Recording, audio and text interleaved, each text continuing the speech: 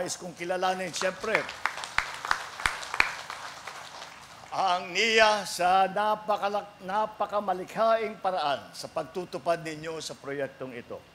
Hangad ko na patuloy ninyong ipakita ang inyong galing, talino at kakayahan sa paggawa ng mga susunod na mga proyektong patubig para sa ating mga magsasaka upang maparami pa nila ang kanilang mga ani. Sa ating mga magsasaka at mga kababayan dito sa Isabela, ito po ang isa sa mga halimbawa na isinusulong natin sa bagong Pilipinas, patunay ng aming pagsisikap na palaganapin ang modernong pagsasaka dito sa Pilipinas.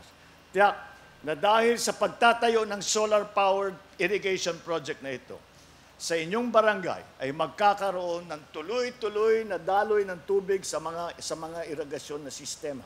Maaalaga ang mabuti ang mga pananim, madami, dodoble ang inyong mga ani sa produkto. Ang inyong pamahalaan ay handa pong tulungan kayong magsanay sa mga pamamarang ito.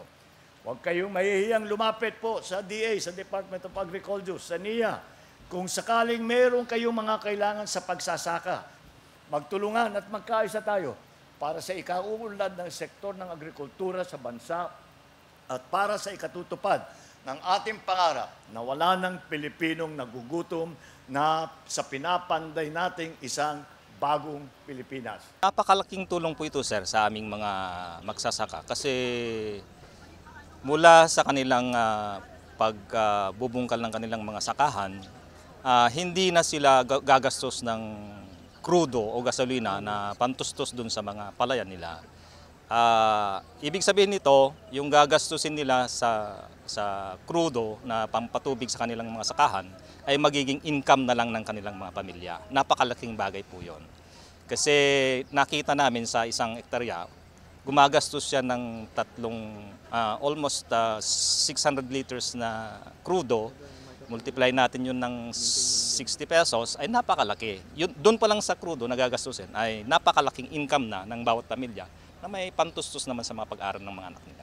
Magpapasalamat kami kay Pangulong BBM at nagbigay ng malaking solar pump dito sa amin. Malaking tulong ito sa amin mga magsasaka. Kasi dati gumagastos kami ng 60 liters kada hektarya, ngayon binigay niya sa amin dito ng libre. Maraming salamat kay Pangulong BBM.